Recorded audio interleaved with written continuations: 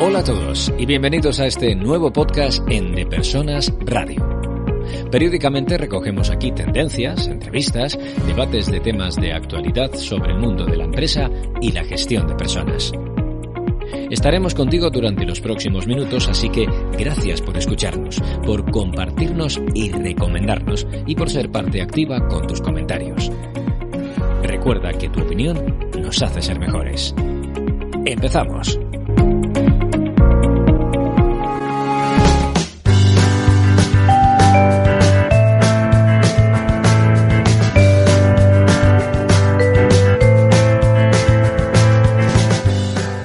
Hola, soy Raúl Castro.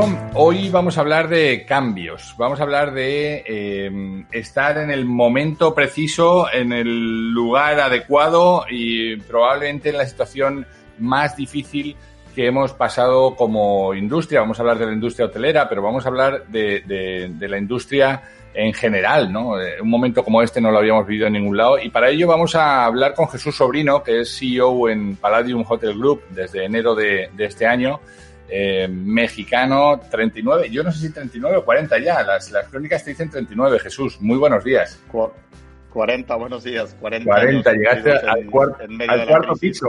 El día que se decretó el estado de alarma cumplí los 40, ¿sí? Wow, pues nada, bienvenido a ese cuarto piso, yo ya lo pasé hace algún tiempo, pero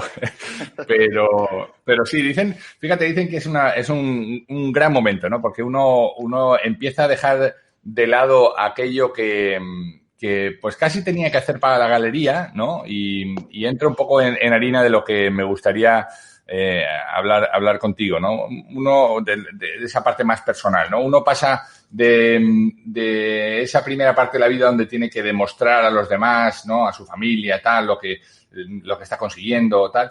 Y empieza a disfrutar mucho más de su viaje, ¿no? Porque dice, mira, ya lo que he hecho, ya lo he hecho y a partir de ahora solo queda disfrutar de todo por lo que me he estado, digamos, sacrificando o apostando, ¿no? Así que nada, bienvenido a esta segunda parte, Jesús.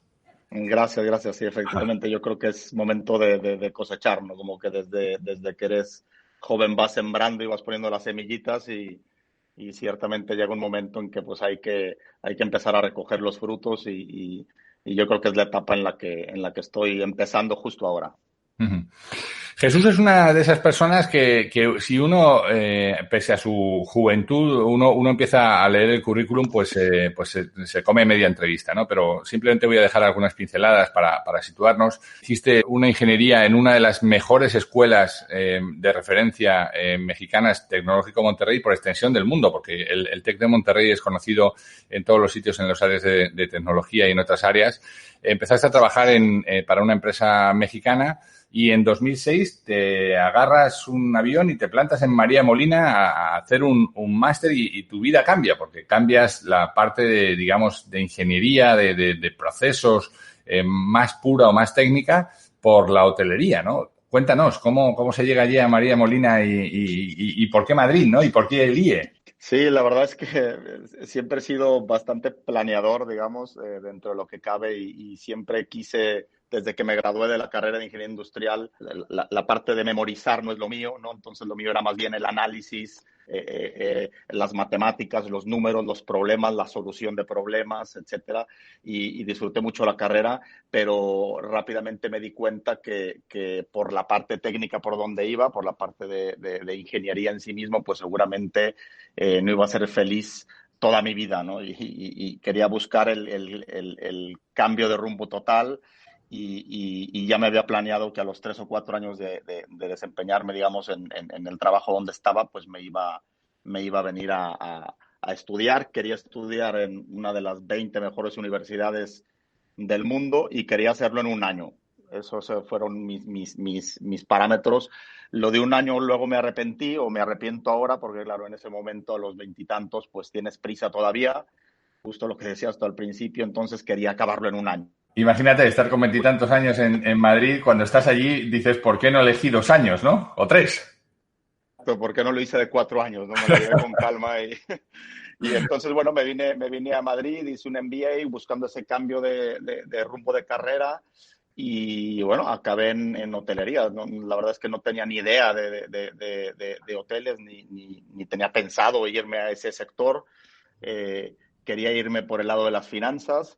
Entonces, bueno, pues empecé de director financiero de Jamaica, de las inversiones que tenían ahí en Jamaica, que tenemos en Jamaica. Y luego, bueno, ya fui.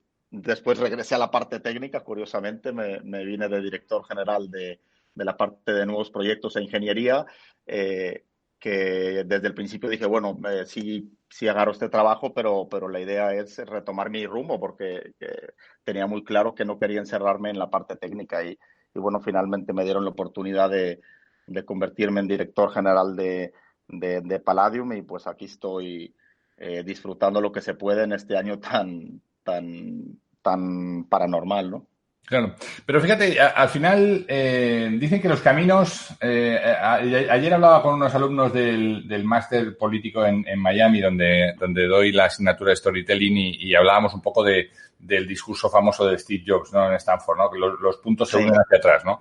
Al final, uno encuentra un camino en un lugar que es, pues como tú, provocador, ¿no? Y uno, si mira la historia de Palladium, pues ahora estáis celebrando 50 años, con 48 alojamientos, más de 14.000 habitaciones, cerca de 14.000 empleados, 10 marcas diferentes por todo, en 6 países del mundo, con proyectos absolutamente innovadores y rompedores, como puede ser Ushuaia, con proyectos que sorprenden, igual no siendo tan innovadores, pero que sorprenden por la calidad y por la estética, como es el Chic Cabaret, que yo he podido ver en Costa Mujeres, ligados, rompedores absolutamente, ligados al mundo del deporte, donde, bueno, desde el Rafa Nadal Tennis Center que yo he podido ver y conocer en Costa Mujeres, hasta la atrevida sponsorización de equipos como los New York Yankees o NBA Brooklyn Nets, que son vuestro target de clientes, y el patrocinio del Real Madrid de baloncesto, que sabes que es una casa que adoro porque jugué allí hace un montón de años, mal, por eso tengo que trabajar, pero jugué allí. Entonces, cuando uno ve que una persona tan provocadora como tú ha entrado en una empresa tan provocadora como Palladium, que está cambiando en cierto modo la forma de hacer, pues piensa si es causa o consecuencia, o si no eres artífice y provocador de esto, ¿no? ¿En qué medida has contribuido a provocar estos cambios en una industria tan madura como la hotelera? Bueno, yo creo que formo parte de ello. No me atrevería para nada a decir que soy el que lo ha cambiado, pero digamos que formo parte de este cambio. Yo creo que has tocado un punto importantísimo, que yo tomé esa decisión antes de partir hacia Madrid, hacia el máster, la empresa donde trabajaba. Cuando yo les dije que me quería hacer el máster, me ofrecían pagarme los estudios y regresar con un contrato firmado a 5 años y tal y cual. Y yo en ese momento tuve todo el apoyo de mis padres, y les pedí el dinero suficiente para no tener que atarme de esa manera y irme a hacer el máster, y luego ya que venga lo que tenga que venir, ¿no? Entonces ya me fui con la apertura de mentes de conocer gente, conocer sectores y tomar una decisión en base no nada más a conveniencia profesional, económica, etcétera, sino también en base a feeling, ¿no? Y es justo eso que estás hablando tú. Al final, tuve la suerte de conocer a Abel Matutes Prats, que estaba como estudiante haciendo el MBA también en Madrid. Lo conozco durante un año muy intenso de trabajo, donde hay de todo, hay risas, hay mucho trabajo también, hay broncas, hay problemas, hay de todo, y al final conoces a la persona, ¿no?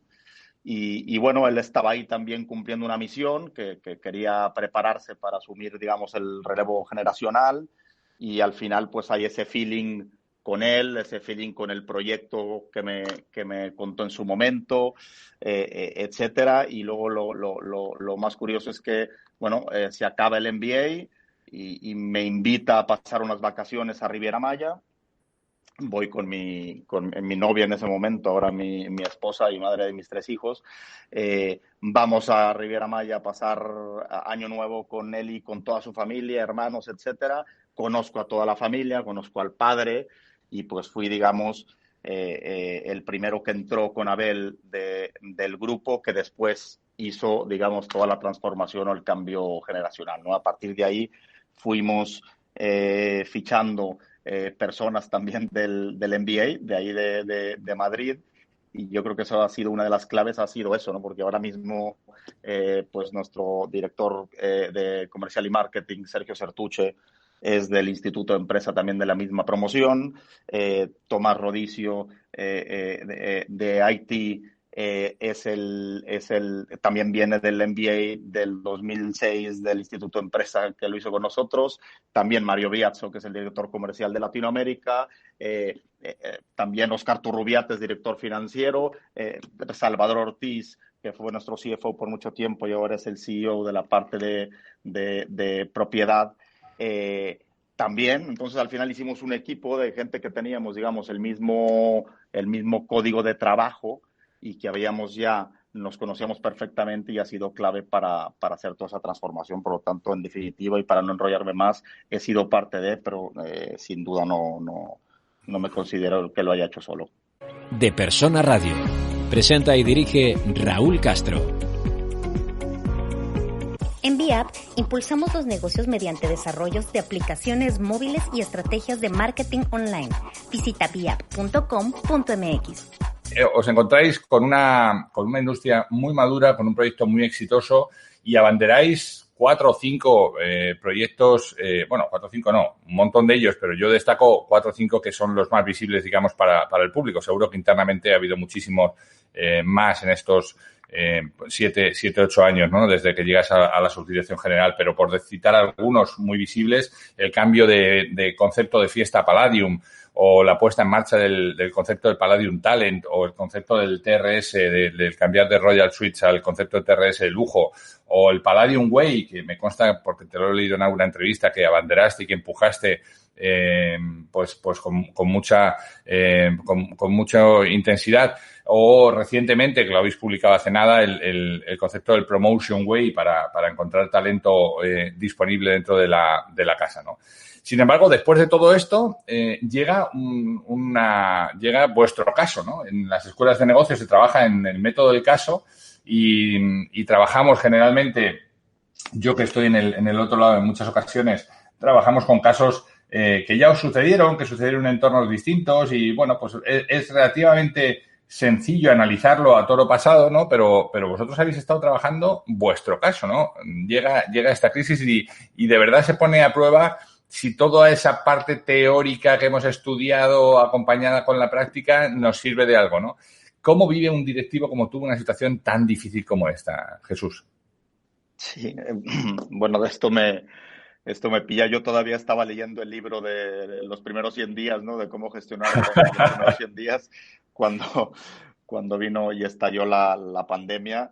Y bueno, yo creo que al final, siendo positivos, ha sido también una oportunidad, pues como decías tú, de demostrar y de sacar a pasear pues todo lo que habíamos sembrado en el pasado. Y me remonto a 3 años antes, porque creo que ha sido importantísimo para nosotros en esta gestión de crisis o cómo le hemos vivido lo que ha pasado desde hace 3 años para acá.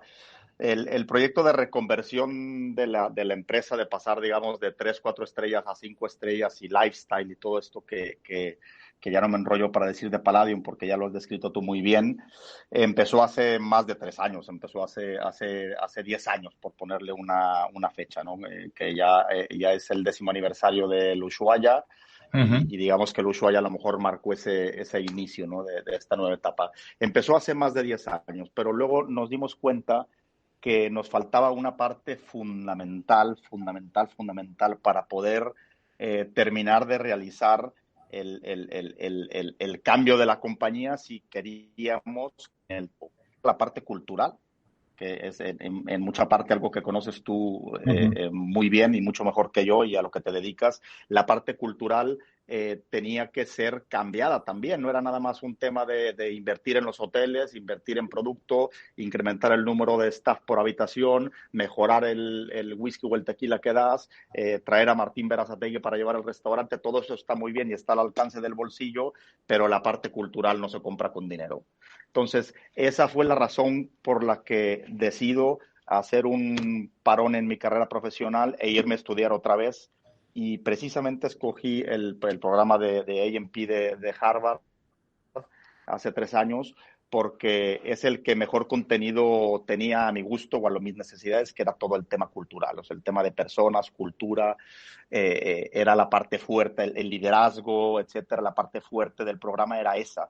Y es en ese programa donde voy a buscar las herramientas necesarias que después me ayudaron y nos ayudaron a todos al lanzamiento del programa de The Palladium Way, que como tú sabes y conoces de primera mano, pues ha sido piedra angular del desarrollo de los últimos años de Palladium, y es en ese proyecto de Palladium Way donde nos metemos con el tema cultural. Entonces, cuando viene la crisis, y ahora me vengo a tu pregunta ya que me hacías, cuando viene la crisis en marzo y empieza la crisis, pues nos pilla en un momento donde ya llevábamos 3 años trabajando mucho el tema cultural, el tema de las personas, el tema de la formación en valores, en el ADN de Palladium, en los límites de Palladium, las cosas que sí van a suceder, que sí estamos de acuerdo que sucedan, las cosas que no estamos de acuerdo que sucedan en Palladium, y en fin, las 6 herramientas de Palladium Way, que son la misión, la visión, pero también los valores, los límites, las 4 claves del servicio y finalmente el contrato de Palladium. En esas 6 herramientas que llevamos ya, como te digo, estos 3 años trabajando, pues se fortaleció bastante el tema cultural y el lazo con la gente. Yo creo que eso ha sido clave en estos meses de mucha ansiedad y de crisis, porque al final la psicología de las crisis o la psicología de estos momentos, pues tienes el momento donde hay la explosión, ¿no? Y pues ahí estoy hablando ya a nivel psicológico, ¿no? Pues hay negación y hay shock y hay tristeza y es un momento que hay que pasar, pero rápidamente hay que pasar a la siguiente etapa, lo más rápido posible, ¿no? Que es, digamos, la fase la fase paranormal, ¿no? Donde ya viene más bien el miedo, el estrés. Son todos sentimientos muy fuertes, pero que tienes que pasar por ellos, tienes que salir del shock y ahora sí empezar a sentir pues el estrés, el miedo, la ansiedad y demás, para prepararte para la tercera parte, que es la parte de la normalidad, ¿no? De New Normal, ¿no? Y es en esa fase donde hay que llegar lo más pronto posible, y es ahí donde vuelves a generar entusiasmo, energía, etcétera, ¿no? Entonces, durante esta etapa de crisis también es verdad que se abren los poros y es una gran oportunidad para que la gente sea receptiva y se plantee cosas que ya daba por hecho, que eran así de por vida, pues te lo replanteas, estás receptiva al cambio, y hay que aprovechar ese status quo ese estatus de las personas y de todos nosotros para salir reforzados de la crisis, ¿no? Entonces, lo hemos vivido pues muy intensamente, teniendo claro, al menos conceptualmente, que había etapas y que había que sobrevivir primero y luego pasar a la siguiente fase y a la siguiente, y ahora estamos en la fase de la reconstrucción, ¿no? Y de reforzarnos, ¿no? Y aprovechando el tiempo. Yo creo que fuera de los primeros meses que hubo, pues las agendas, a pesar de que se reventaron, pues estaban llenas y llenas de reuniones, de Zooms, de entrevistas, de miles de cosas. Llega un momento donde es verdad que se nos libera un poco la agenda a todos, y es el momento ideal para empezar a llenar la agenda de cosas que te hagan más fuerte para salir de la crisis, ¿no? Escucha todos los programas de Persona Radio en las principales plataformas de podcast. ¿Sabías que el 57% de los usuarios de Internet no recomiendan un negocio con un sitio mal diseñado para móviles? En VIAP desarrollamos sitios web optimizados para smartphones. Visita viap.com.mx. Fíjate, has apuntado algunas de las cosas por las que yo creo que me siento pues tan en casa cuando llego a Palladium, al proyecto de Palladium, porque yo también lo viví, ¿no? El CEO que teníamos en el banco por entonces, Juan Arena, que luego llegó a ser presidente y ahora tiene su propia fundación, también se marchó a Harvard, y cuando volvió provocó un cambio cultural. Y yo siempre he creído que el cambio cultural que nosotros vivimos en el banco fue el que nos ayudó después a superar la crisis que vivimos en 2008 y otro tipo de acontecimientos, ser provocadores en el mercado y ser lo que hoy es esa casa, ¿no? Y cuando tú me hablas de esto, me doy cuenta que no está en discusión. La parte cultural tiene que ir antes de cualquier otra cosa, ¿no? Muchas empresas están metiendo proyectos Agile, que sé que vosotros habéis estado también inmersos en eso, sin tener a la gente cultural y mentalmente preparada para asumir un cambio de esa envergadura, ¿no? Y yo creo que la cultura, el cambio cultural va antes que cualquier otra cosa y yo creo que eso es lo que os ha permitido pues atravesar estas fases del duelo que tú contabas, ¿no? Que son tradicionales, ¿no? Primero la negación, el enojo, la ira, el enfado, el proceso casi depresivo hasta empezar en la la negociación y cuando la has pasado, entonces llega la aceptación y llega el sacar este refuerzo, ¿no? Salir reforzados de esto, ¿no? El concepto de resiliencia del que también se ha hablado, ¿no? Yo creo que ese es el paso y las empresas que mejor vais a salir son las empresas que teníais bien aterrizado este concepto cultural dentro de la gente, este concepto de que las cosas no son siempre de color de rosa, que hay que estar preparado para lo que viene, que hay que mantenerse unidos, fuertes, ¿no? Y me contabas este proceso, ahora cuando me contabas me venía a la mente mi pasado deportivo también para darme cuenta que esos procesos de duelo, digamos, de pérdida del estatus, pues se pasan rapidísimo, porque lo que importa es el partido siguiente. Ya no importa nada lo que pasó antes de 2020, de marzo de 2020. Ahora lo que importa es qué vamos a hacer con las cuerdas que tenemos, qué música vamos a ser capaces de tocar en adelante, qué zapatillas me tengo que poner y qué horas de entrenamiento tengo que echar para no fallar tantos tiros libres como fallé hasta en ese momento, ¿no? Entonces, yo creo que esa es un poco el trabajo que nos queda por hacer. Oye, ¿cómo se aprende a tomar decisiones difíciles? Porque las decisiones que habéis tomado no son fáciles. ¿Cómo se aprende? ¿Se duele, escuece, es duro? Sí. Es duro y la verdad es que las decisiones para nosotros, bueno, la pandemia, como a muchos otros, pues, pero en este caso yo te diría que fue como en parte nuestro examen final de Palladium Way, ¿no? Fue como, vale, pues todo esto me has dicho durante 3, 4 años y hemos trabajado mucho en esto y se han reforzado muchos lazos, bueno, pues hay que ponerlos en marcha, ¿no? Es una oportunidad o es el examen final de decir, bueno, todo esto era real, no era nada más papel mojado, ¿no? Y bueno, las decisiones se toman, pues primero que nada tienes que ponerte un poco en la piel del equipo, ¿no? Porque no deja de ser pues una crisis humanitaria con un factor de riesgo y de potencial pérdida de la vida que genera de entrada miedo, Claro. ¿no? Es una crisis humanitaria que por supuesto termina en una crisis también económica, pero hay que ser conscientes pues que la gente pues está pasando también por esa parte, ¿no? Y a lo mejor tiene un hermano enfermo o un padre que es de alto riesgo o un abuelo o lo que sea y en medio de todo esto tienes que seguir haciendo funcionar la empresa y tienes que tomar decisiones que no todas son agradables de tomar. Entonces, al final, para mí, al menos yo te cuento mi experiencia personal, ¿no? Pues siempre trabajando mucho mentalmente el tema de esto se hace por un bien, por un fin último justificado, ¿sabes? Esas decisiones difíciles que muchas veces se tienen que tomar, pues es para poner a salvo la fuente de empleo, que es para poner a salvo la vaca lechera. Si no tomo estas decisiones, si no somos valientes tomando las decisiones que tenemos que tomar, pues la vaca lechera no la cargamos, ¿no? Y entonces con ese trabajo mental de saber que estás tomando decisiones y que las tomas de todas maneras con sensibilidad, porque no todas las decisiones buenas o malas, pues hay que tomarlas con sensibilidad, pero finalmente las tienes que tomar, pues lo haces pensando que en un futuro, pues que esto es pasajero y que al final, pues te vas a poner otra vez de pie y todo el mundo va a regresar y volveremos a ser grandes y cada vez más grandes, ¿no? Entonces, pues es un proceso mental de entender esa necesidad de que fuiste, digamos, entre comillas, pues el elegido para tomar esas decisiones y la gente, tu propio equipo, al menos yo desde mi silla de director general, pues se espera que yo marque el rumbo, ¿no? Entonces, al final de cuentas, pues tú te sientes y tener un mapa preciso que no tener un mapa. Entonces, dentro de esta zona de incertidumbre en la que estábamos todos, pues al final fui asumiendo riesgos, ¿no? Y fui proponiendo rumbo a ese mapa junto con el equipo directivo, porque a la gente le gusta saber que vamos hacia allá y por qué vamos hacia allá. Ya veremos si llegando ahí a ver si hay oro. No sé si va a haber oro, pero de momento hay un mapa y hay un plan y hay unos tiempos y hay unas justificaciones para hacer las cosas, ¿no? Lo que no puedes hacer en el proceso de toma de decisiones es no dar suficiente información, porque entonces generas todavía más estrés.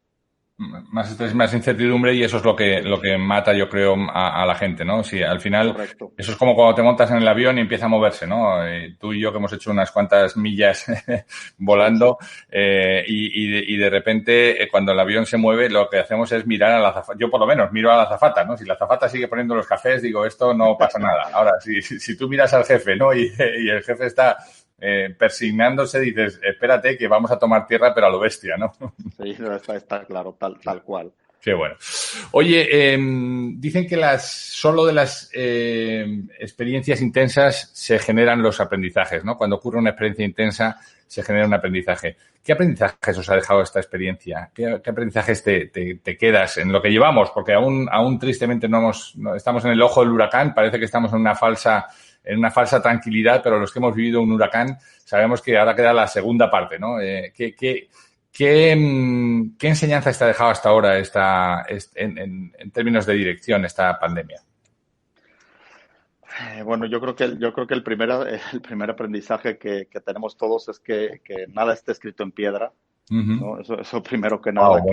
Buenísimo. Nunca, en una industria como la tuya, Jesús, ¿eh? Sí, fíjate. Sí. En una industria como la nuestra, y no nos olvidemos que aparte pues estamos en una industria donde personas intentan hacer felices a otras personas. Es decir, el staff, su trabajo es hacer feliz al huésped, ¿no? Entonces, nada está escrito en piedra y se puede presionar el botón de reset, que en este caso ha sido totalmente necesario, y replantear incluso modelo de negocio, porque la normativa nos está exigiendo que se replantee muchas veces el modelo de negocio.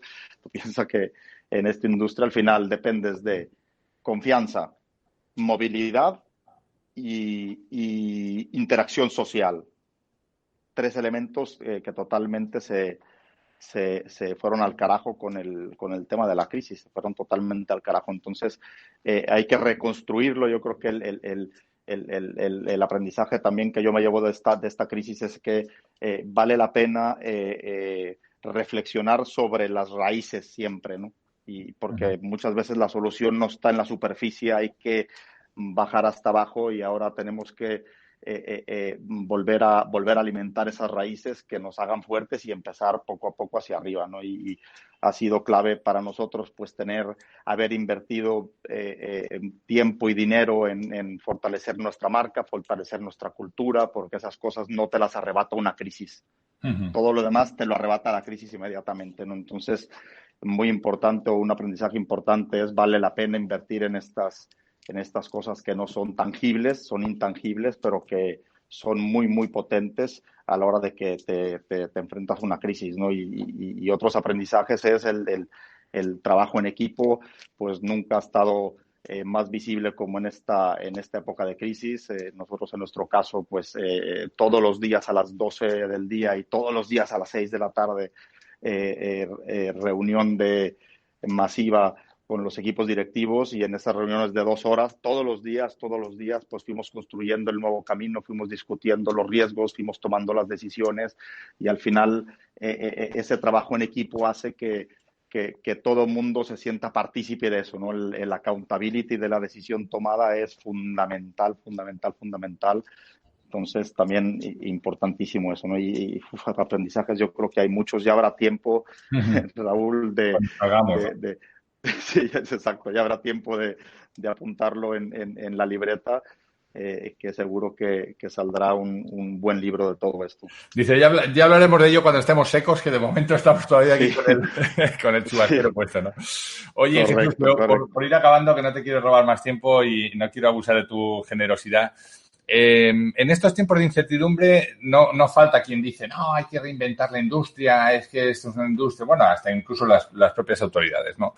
Sin embargo, yo creo que hemos sido siempre un modelo exitoso. El modelo de turismo español no es una cuestión de mirarnos al ombligo, simplemente supongo que habrá que hacer algunos ajustes, ¿no? Decía Peter Drucker, que seguro que que es una frase que te ha acompañado también, a mí me acompaña desde hace años, que la mejor manera de predecir el futuro es inventándolo, ¿no? Y, por tanto, nos queda inventar el futuro. ¿Qué es lo que sigue? ¿Qué nos queda por inventar? ¿Cuánto hay de que tengamos que reinventar la industria o no? Pero vosotros que habéis sido tan provocadores, ¿qué es lo que sigue para provocar a un mercado y para devolver esos 3 pilares que decías, ¿no? Confianza, movilidad e interacción social. Sí, la verdad es que se habla mucho de reinventarse. Quizá la palabra es demasiado para lo que alcanzas a hacer. Al final, yo creo que, como te decía, el turismo al final se reduce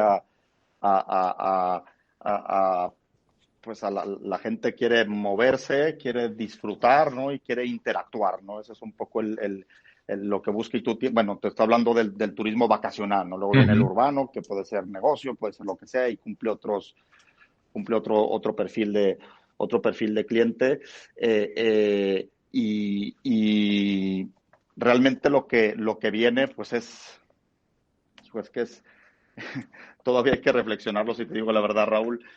Tenemos que regresar la confianza al sector y seguir innovando y seguir haciendo productos diferentes. Es que ya no vale el sol y playa, ¿no? Eso ya está antiguo. El modelo turístico español es exitoso, pero es verdad que en gran medida pues depende mucho del sol y playa, y hay que intentar que dependa de otras cosas distintas y no nada más de eso. Jesús Sobrino, ha sido un enorme placer. Muchísimas gracias por este rato que regalas a nuestra comunidad, y nada, que sigan los éxitos, que siga el trabajo duro para estabilizar la situación y que podáis volver cuanto antes a esa provocación que os caracteriza y que hace a los clientes pues más felices, ¿no? Muchas gracias, Raúl, y aquí estamos en contacto y a tus órdenes para lo que haga falta. Un abrazo muy fuerte, Jesús. Un abrazo, hasta luego. Pues hemos llegado al fin de nuestra entrega. Esperamos que haya sido interesante para ti. Si quieres saber más de lo que hacemos, escuchar entregas anteriores o leer las entradas del blog, no dejes de entrar en depersonas.com. Nuestra promesa de valor es ayudar a las empresas en sus procesos de cambio con quienes los hacen posible, que no son otros que las personas. Te esperamos en la siguiente entrega en De Persona Radio. Hasta entonces.